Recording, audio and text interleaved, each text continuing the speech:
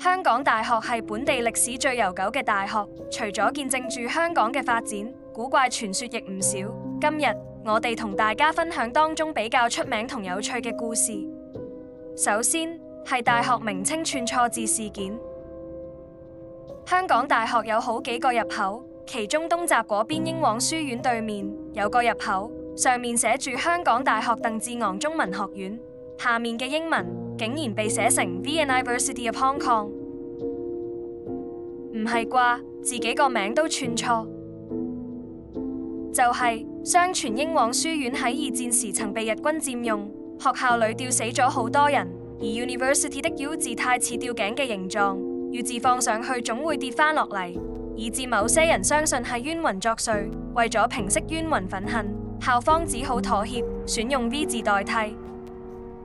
但其實呢座門口早喺1931年已經建成，當時已經用咗 V 字，但日軍佔領香港係10年後嘅事，所以 University 同吊死人有關呢個講法並唔可信。反而港大官方網站曾貼文解釋，古羅馬時期只有字母 U 無 V， 石像為咗簡化雕刻工序，會直接雕刻 V 字，用2條直線代替弧形。而港大為咗致敬拉丁研究，增添學術尊嚴，門牌興建時先特意模仿古羅馬雕刻方法，並唔係串錯，亦冇靈異事件。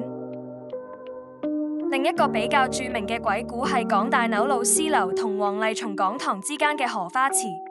傳說早年有位女學生苦戀男教授，某夜相約男方於荷花池見面，可惜教授爽約，女生選擇跳池自盡，從此冤魂不散。晚上徘徊荷花池，並不斷向路人問時間。所以人哋話，如果你喺荷花池俾人問時間，千祈唔好答，快步離開為上策。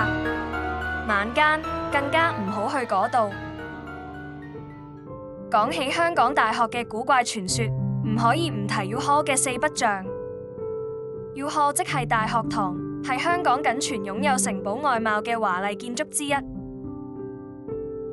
大學堂設計優雅，糅合咗都鐸及新哥德式建築風格，為香港法定古蹟。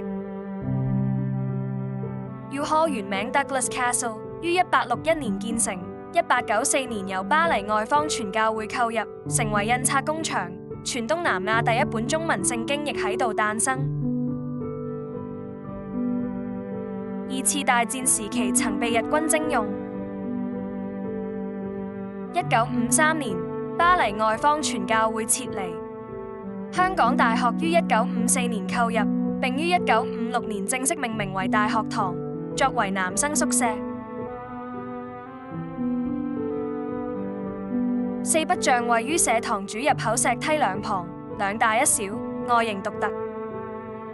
頭同鼻似大象，身同尾似麒麟，爪就似獅子，一直被賦予神秘嘅象徵，被人視為幫宿舍學生擋煞嘅護身符。但係4不像神聖不可侵犯，唔可以摸，所有摸過4不像嘅人係會帶嚟不幸，學生會考試唔合格、重讀，甚至畢唔到業。不過要解除厄運都有方法嘅，就係要摸翻一下大學堂另一門口嘅石獅子。大學堂同4不像而家已經成為香港大學文化嘅重要傳統同歷史象徵。